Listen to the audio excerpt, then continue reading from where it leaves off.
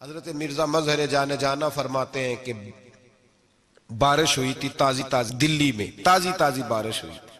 ایک بابا لکڑی کے جوتے پہنے کھڑا ہوں اللہ اللہ اللہ اسی کسے دے کچھ بھی نہیں لگ دے نہ کوئی ساڈا دردی. بابا مست ہو کے جا رہا اللہ اللہ کرتا جا رہا. ایک طوائف اپنے کوٹھے سے اتر کے تو سیڑھیوں پہ بیٹھی تھی, ساتھ اس کا یار بھی بیٹھا تھا. بابا اپنی مستی میں جا رہا. تو بابا جی کے پیروں سے کچھ مٹی اڑی تو اس عورت کے کپڑوں پہ پڑ گئی. پرواہ نہیں, بزرگ گزر رہے. وہ یار اس کا دوڑا ہوا آیا, اس نے آ کر تھپڑ مارا. کا خیال نہیں سارے اس کے کپڑے آلودہ کر دیے, تو کدھر تیرا دماغ نہیں ٹھیک. بابا نے نظر اٹھائی, کہا بیٹے میں نے دیکھا نہیں, چل اللہ تیرا بھلا کرے, تو نے بدلہ لے لیا. بابا جی چپ کر کے وَإِذَا خَاطَبَهُمُ الْجَاهِلُونَ قَالُوا السَّلَامَ چپ کر کے گزر گئے. ٹھنڈ کا موسم تھا, بارش تازہ ہوئی تھی, حلوائی دودھ کاڑ رہا تھا. اس نے بٹھایا بابا جی کو پھٹے پہ, پیالہ پکڑا, دوڑ کے آگے بڑھا. بزرگ آ گئے, آئیے بیٹھیے. دودھ کا گرم گرم پیالہ شکر ڈال کے دیا. بابا جی نے دودھ پیا, پھر نظر جھکی, پھر رنگ بدلا. کہنے لگے مالک تو کتنا بے نیاز ہے, کہیں تھپڑ مرواتا ہے کہیں دودھ پلاتا ہے.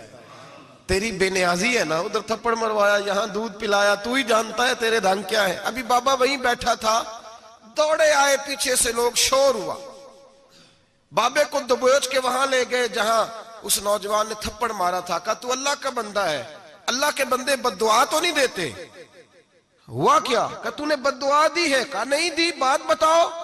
کہنے لگے اس نے تجھے تھپڑ مارا ہے, چھت پہ چڑھا ہے, پیر پھسلا ہے, گردن کے بل گرا ہے, منکا ٹوٹ گیا, مر گیا ہے, تو نے بد دعا دی ہے. بابا جی کہنے لگے یار میں نے تو دوسرا لفظ بھی نہیں کہا, بھلا ہو کہہ کے گزرا ہوں, میں نے نہیں بد دعا دی. کہا تو نے دی ہے تبھی تو مر گیا. کہا نہیں دی. کہا بابا تو بزرگ آدمی ہے, سچ بول. تو بابا جی کہنے لگے سچ سنو. پھر میں آ رہا تھا, میرے پیروں سے مٹی اڑی, اس کے یار کے کپڑوں پہ پڑی, اسے برا لگا, اس نے مجھے مارا. جب اس نے مجھے مارا تو میں کوئی لاوارث تو نہیں تھا. جب اس نے مجھے مارا تو میں کوئی لاوارث تو نہیں تھا. مجھے دشمنوں نہ چھیڑو, میرا ہے کوئی جہاں میں ابھی پکار لوں گا, نہیں دور ہے مدینہ. اس نے مجھے مارا تو میں کوئی لاوارث تھا کہ میرا بدلہ کوئی نہ لیتا. اس نے مجھے مارا ہے تو میرے یار کو برا لگا تو اس نے اسے مار دیا ہے, میری تو غلطی کوئی نہیں. یاروں کا جھگڑا ہے, یہ تو دوستوں کا جھگڑا ہے, یہ تو یاروں کا جھگڑا ہے, کوئی غلطی نہیں میری, کوئی غلطی نہیں. خش جنہ قدر نہیں میرا, اے میرے صاحب نو وڈیاں, میں تے گلیاں دا روڑا کوڑا, میں گلیاں دا روڑا کوڑا. میں نو محل چڑھایا ہے سائیاں, میں نو محل چڑھایا ہے سائیاں. فرمایا اس نے مجھے لاوارث سمجھا تھا کہ تھپڑ مار کے گزر جائے, میرا کو پوچھے گا ہی نہیں. میرے رسول پاک علیہ السلام کے بارے میں رب فرماتا ہے ابھی میں تو تیرے ہوتے ہوئے کافر کو سزا نہیں دیتا کہ تو موجود ہے. یاد رکھیں حضرت فضیل بن عیاض فرماتے ہیں ایک جوان تھا, مسجد میں آیا, لوگوں سے کہنے لگا روٹی کھلاؤ. کسی نے توجہ نہ کی. اس نے کہا میں رب بتانے والا ہوں, میری طرف دیکھو تو صحیح. کسی شخص نے خیال ہی نہ کیا. پھر اس نے کہا یار تھوڑا سوچو. نمازیوں سے کہا, اہل علاقہ سے کہا, انہوں نے کہا تیری طرح کے بڑے درویش دیکھیں.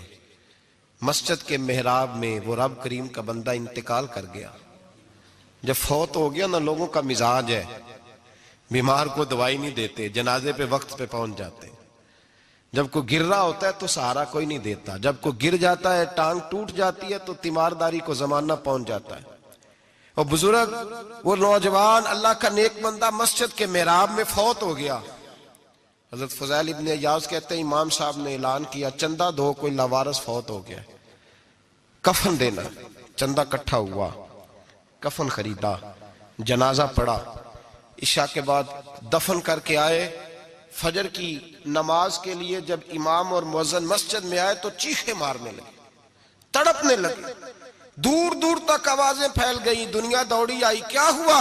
کہنے لگے وہ جو تم نے کفن پہنایا تھا وہ یہاں پڑا ہوا ہے, اور دیکھو کفن پہ تحریر لکھی ہے. تحریر کیا ہے؟